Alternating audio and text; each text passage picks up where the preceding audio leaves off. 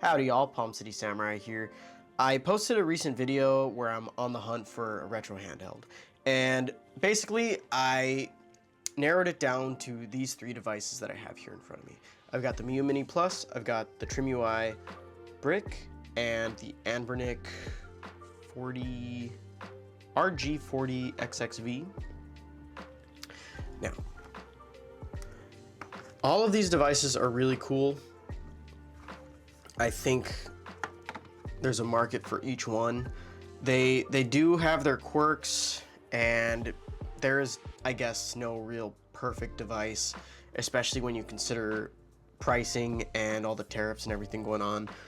So I was really hoping to do a more thorough, I guess, review of each individual device and have a little more of a concise set of thoughts on each thing.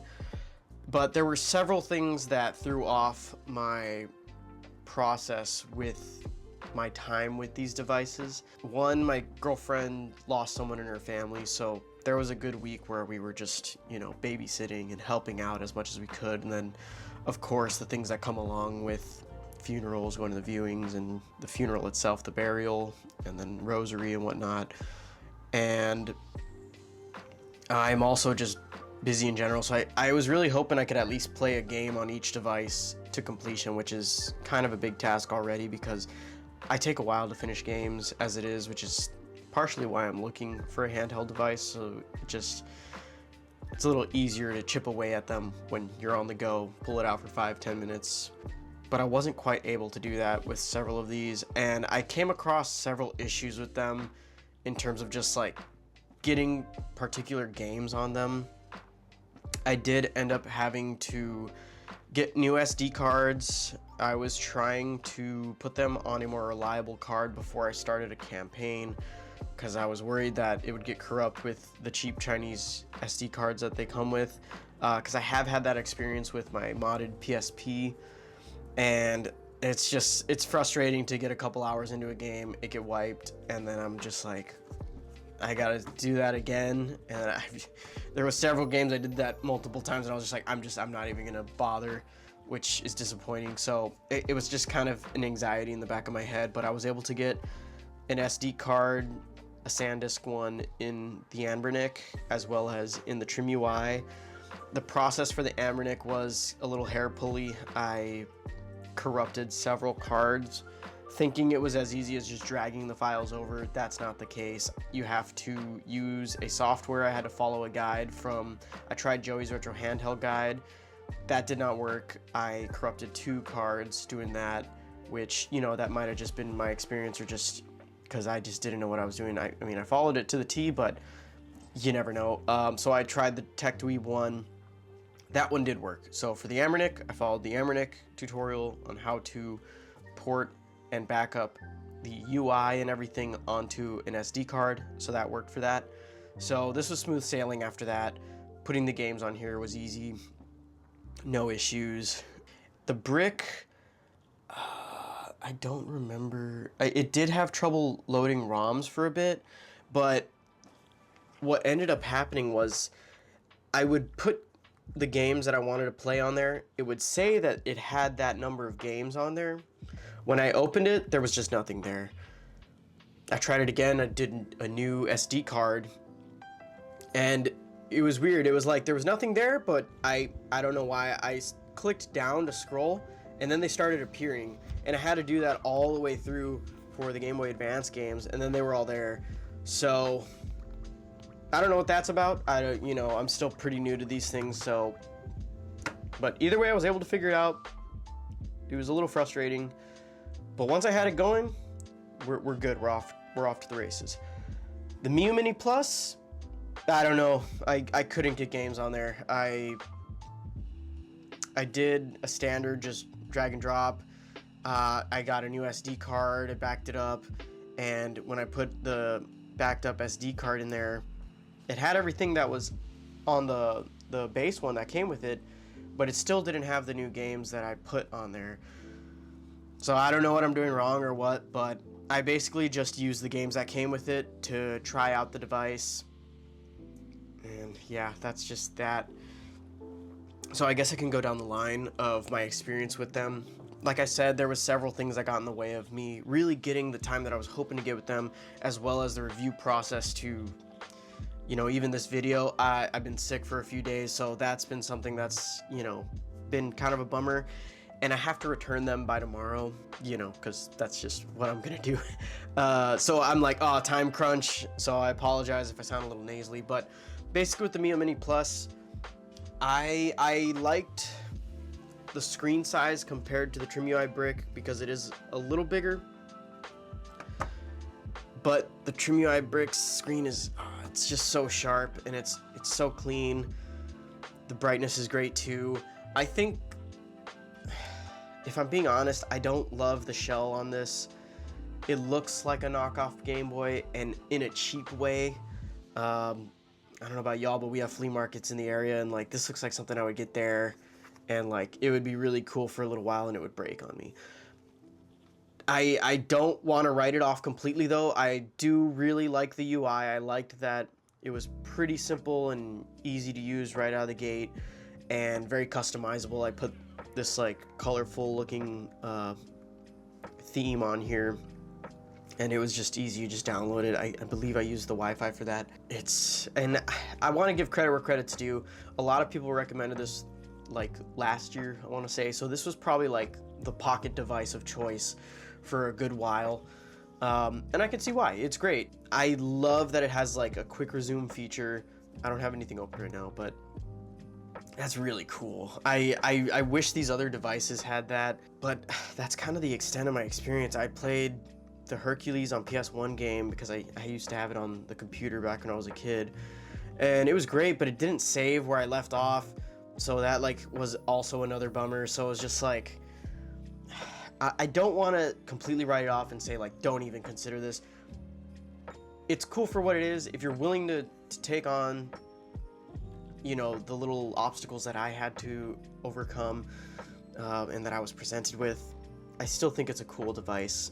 I feel like if I gifted this to someone and I took the time to really figure it out, it would still be really cool. They would appreciate it. They would like it. But man, I gotta say, I understand why everyone is pushing the TrimUI Brick, because it's so solid, dude. Like the build quality is great. I'm gonna go ahead and move on. The build quality is great. I like how tiny it is. Just the design in general, it's so clean. It looks modern, but it's still like a cute, cool little Game Boy. I found it fairly simple to get the games on once I figured out that like, oh, I just gotta scroll down, and they started unlocking. I liked being able to customize the buttons and whatnot to overclock the little CPU in here. I've had a really great experience with this. The only thing that I really had an issue was it is pretty small, so like if you want a device for genuine EDC, which is originally why I started this little journey, this is it, man. This is really cool. Sharp 720p screen, good level of brightness. I did see some people complaining that it gets hot because of this heatsink plate that they have on the back. It didn't really bother me, and I'm in South Texas. It's 100 degrees. Like I'm sweating right now, man. It didn't bother me at all. I love this thing. It's so cool.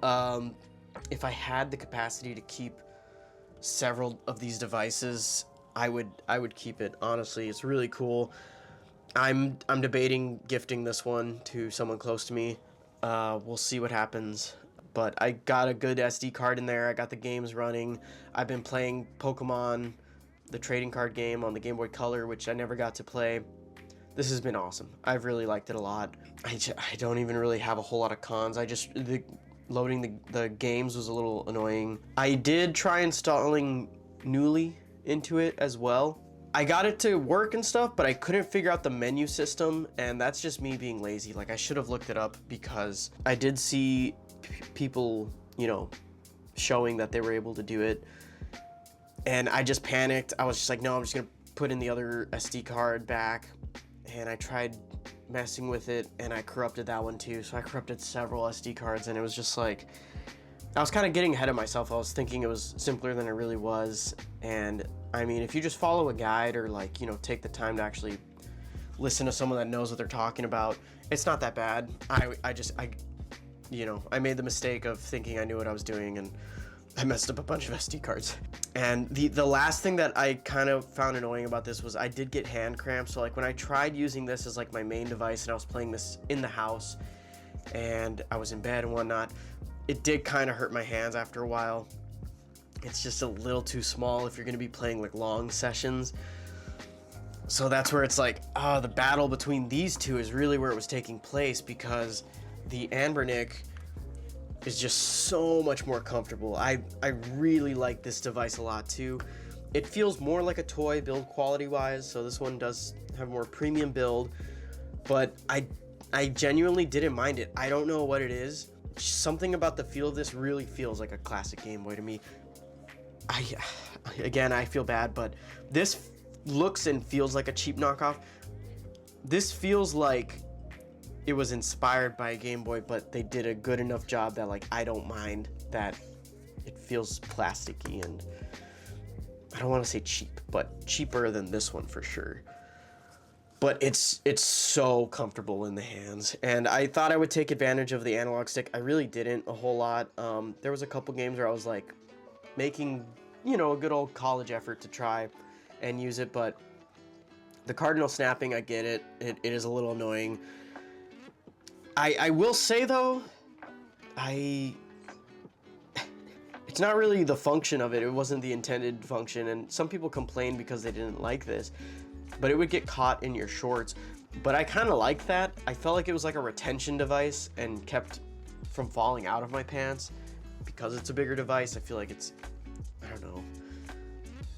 It didn't bother me though. It's just aesthetically, I don't love that it's just there if I'm not even gonna use it. And like, it just seems, it's pretty silly to even think about that. Like I'm thinking of it as like a shorts pocket retention device, which is not the function it's supposed to serve. But my issue with this device, because I really liked it a lot, I got pretty far at Advance Wars 2. It's just the screen. It's stretching, and it's a 480p screen, and I just feel like the stretch and like seeing the pixels, I'm getting older, my eyes aren't what they used to be. It kind of hurt my eyes after a while. It's not that big of a deal, but when you go from the TrimUI at 720 with smaller screen, the pixels per inch is just so much denser and sharper. If this device had this screen, and I guess if they got rid of the analog stick, it's a compromise thing. Like if this was stronger, had a better analog stick, and was able to actually take use of the analog stick, then I wouldn't mind it. It doesn't, so we've scrapped the idea of that. If it had this screen, I think this would be easily the one I choose, especially because of the blue. I don't know what it is about this indigo. It's just so saturated and bright to me that I love it. It's so good. I originally got the purple TrimUI Brick. I did not like the purple at all. It was just not aesthetically pleasing to me. It was way too plum, too deep of a purple.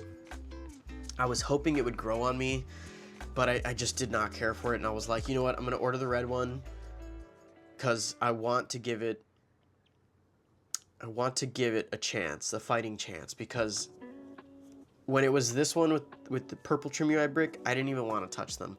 I was like, I don't like how it looks, and that's just how I am. I'm an artist. I like when things are aesthetically pleasing and colorful, because that's what the Game Boy's all about. It was a better chance now with the red, but like I said, that's kind of the trade-offs I was dealing with. Now, the surprise factor in this video. These are the three I introduced in the last video, the one I was hunting down. I didn't even choose any of them. After playing with these, it was just in my head the FOMO of, what if I just got the endgame device for my vertical handheld, and I just went out on a limb and I just deep dived into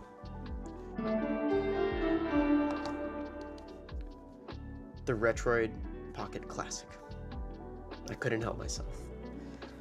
OLED screen, 1080p, with Android, and it's touchscreen, with the Pokemon color.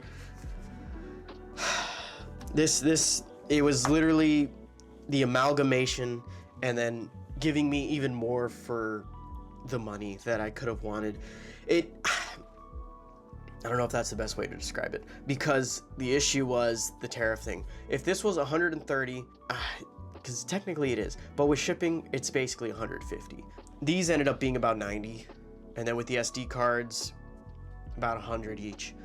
So in my head, I was like, 50 bucks more, I get an OLED screen, I get Android, I get a 1080p screen with the Pokemon colorway, and there's so many more functions that you unlock by having Android. Like, I could use YouTube if I wanted to. I could use it as an e-reader. I could use it for music, like an MP3 player. This is a crazy device, and I know that like these technically have those functions, but Android is so much more sophisticated, and I didn't stop there. I'm gonna be honest. I wanted the ultimate vertical handheld because there's just a nostalgia factor to the vertical handhelds. I know they're not quite as comfortable as horizontal, but like when I'm playing in bed, I like to rest it on my tum-tum, and then technically like blankets and stuff will kind of cover, and I still see 100% view of the screen. I feel like with vertical handhelds, I have the issue of like, I want to rest it on my stomach, but the blankets and the pillows or whatever will cover part of the screen, so I have to hold it up. And then at that point, it actually stops being as comfortable as a vertical handheld. And that's a very specific situation, I understand. But that's how I play a good amount of the time. I'm chilling in bed, watching TV with my girlfriend, and I've got my little device. But like I said, I didn't stop there. I figured with the tariffs and the shipping and the price and whatnot and the time it was gonna take, I may as well go all the way in, and I got the Retroid Pocket 5. Sorry, it's just the way I am. And this, honestly, both of these devices, because I've used Android before, that's basically how I started emulation. 10 years ago, I had the Note 3, and that was like half the reason I got it, because I figured, you know, I learned about emulation and downloading the ROMs and emulators and whatnot and figuring all that stuff out. So even out of the gate, I'm able to do that on here, and it was a simpler process. And you also have the internet on these devices, so you can just, you know, get your ROMs, you know, legally, and you could set it up without even needing a computer or anything. I did follow Retro Game Core Russ's guide on how to set up the Retroid Pocket 5, as well as his how to set up an Android device for this one, and it was tedious for me. It took me like 3 hours. You know, I have to pause it, rewind and whatnot, and make sure that I'm doing it correctly. It was just like, I was like stress sweating and stuff because I had messed up so many SD cards already that I was just like, oh man, this is a much more expensive device, and I just want to make sure that I'm doing it correctly, because if I mess it up, I don't even know who I would ask to help me figure it out. But both of these devices are awesome, man. They're like endgame devices to me, because, man, there's a lot that goes into it, but this is an OLED screen as well. You've got the 16:9 aspect ratio, so I figured this will be more for things like the DS or PSP, and I really wanted it for GameCube. That was like the seller, especially considering the colorway and the grip. I was able to lock it all in. Honestly, it was because of FOMO that I bought these devices in the first place. I had them in the cart, and I was like, what if I got these while I was using these ones? And I want to say the purple grip sold out, and I was just like, oh my god, what if the purple Retroid Pocket 5 sells out too? What if that happens to the Pokemon one? So I was just like, I'm just gonna order them. I ended up ordering the black one, and then the next day the purple one came in. I was like, I'm gonna get the purple one too, and I ordered the dock as well. It's a whole thing, but the idea of a handheld that can play GameCube this small with this quality of a screen for like 220 bucks. I mean, with shipping and whatnot, whatever, but I was like, man, that is amazing. And that's half the reason I've been avoiding these retro handhelds in general. I knew that I would rabbit hole and I would get hook, line, and sinkered on these things. But yeah, these two are just awesome. I feel like if you have the means and you can manage to get one of these, I think this is definitely the better buy. Of course, it's more expensive, but you're going to be unlocking so many more consoles out of it. And honestly, Game Boy games look great on here too. I would show you, but I don't know. I don't want to get in trouble, so I'm not gonna. But it feels it just fine. It's a different feeling, which is why I wanted the vertical handheld. I like feeling like I'm playing a vertical handheld with that generation of games, which is why I collect the actual games themselves as well as the handhelds and hardware. And I explained that in my initial hunt for a handheld unboxing of these three. But yeah, dude, I just feel like if you're 100 in on this already has 128 gigabyte internal storage, both of them. So $100, you pay 50 more, you get so much more out of it. And I really don't mind the size. I actually think it's more comfortable for my hands. I wear shorts with pretty big pockets. Like I said, I'm in South Texas. I'm not gonna be wearing pants out here. And I just, I don't rock skinny jeans. You know, it's not 15 years ago. Most of my clothes are pretty baggy, and even then I usually carry some kind of sling or fanny pack. I don't mind if I throw either of these in one of those. I have several bags, slings, fanny packs, backpacks, whatever, and then my pockets are pretty big. I already use an iPhone 13 Pro Max. It's a pretty big device. It's basically the size of these things. It doesn't bother me. This one's a little more annoying to put in the pocket. I throw this in a bag, if anything, but it does fit in my pockets. It's not that bad. I can take it out of the grip real quick so you can see, but like, it's not too bad. It's like the size of with some controls on the sides of it. These are awesome, man. And then this one has video output, so you actually get a lot for the money. Like I said, this does not. These do. I didn't bother trying it, honestly. It's just not something that really interests me. I got games on here, like I said, that I want to play handheld specifically. This one I might do it because, I mean, I got the dock. I want to play with it and see how that goes. Haven't quite gotten the chance to do it. I feel like I kind of overloaded myself with devices, honestly. And like I said, the return windows, I had about a month, but I lost a couple weeks to, you know, being sick, and then all the stuff with family and just other to-dos that I have to do in my life.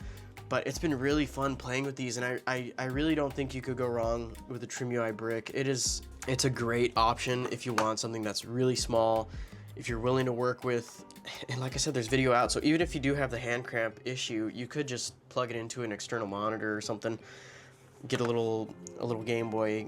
I have a little, you know what, I'll get it. You could get one of these, just a little Bluetooth controller, and set it up to some kind of external monitor if you really want to have like a sit-down session with it. For me, I had the means, and I get a lot of value out of these kind of devices and handhelds in general. It was worth it to me to get these two. So if that's where you're at, they're worth the wait, honestly. These ones, like I said, least favorite. This one's super solid. This is still a great device. I think if I gifted this to someone, they would love it. It was just hurt my eyes a little bit. But man, yeah, these two are awesome. I really like Emulation Station now that I've kind of taken the time to watch Russ's video and kind of learn the parameters about it. I did not do it on this one because I was like, I'm literally just gonna be playing like Game Boy stuff anyway, so I just got RetroArch. But honestly, I like it enough that I think I'm gonna go ahead and take the time to do the whole process on here as well, even if it's just for like Game Boy. But this is so colorful and fun. I like this a lot. Even if it's just these three, it's fine. Yeah, this is super cool. I feel like this would be a great MP3 player option because I know a lot of people are starting to pick up like old school iPods and whatnot. You could basically have that here, and then you could look at photos as well. I mean, there's a lot of customizability out of this. Same here. Oh man, it's just crazy. Tech has gotten to a place where like we're just surrounded by awesome stuff, and it's really brought in a lot of joy to me, honestly. And I'm excited that now that I have some pretty solid devices that I can really take my time with. I'm excited because there's a lot of old games that I never got the chance to play, like Mother 3. That's like the big one that I really want to do on here. And then I've learned about ROM hacks with like several different Pokemon games that are just like way better versions of the OGs, and I'm just like, that sounds awesome. Like they all sound like really cool games that I really want to play a lot. And then I've been really dying to play some Super Mario Sunshine and some Wind Waker. Man, that's kind of it. I'll try my best to, I don't know. I was hoping to have a lot more B-roll and whatnot, and have the time that these devices deserve to really get to know them and stuff, but you know, that's just the way of the world sometimes. But I've played with handheld devices a lot for a long time, to where I feel pretty comfortable recommending these wholeheartedly. And even if you do happen to get one of these on like a really good sale, you'd still be really satisfied. Just follow guides, whatever you end up doing. Don't be like me, don't get a bunch of corrupt SD cards. But that's kind of been it. Maybe now that I'm gonna hold on to these two, maybe down the line I'll do like a real thorough review. I know they're getting older at this point, and they'll probably release some newer versions pretty soon, but I'm the kind of person that, like, once I've invested in like a quality device, I usually stick with it for a good while. I can't imagine needing anything more than this, honestly. They're pretty awesome. Like OLED screen, like I'm just in disbelief. But yeah, thank you so much for tuning in. Just a quick off the cuff little just update on what I ended up deciding on, and we've got our winners right here. So I'm very excited, happy to get back to that and be playing some retro handheld games, and it's gonna be super fun. And yeah, I pray you guys are able to figure out which device is right for you. If you have any questions, feel free to leave them in the comments. I'm happy to answer anything. You have a good one. Appreciate y'all joining me. Peace out. Thank you.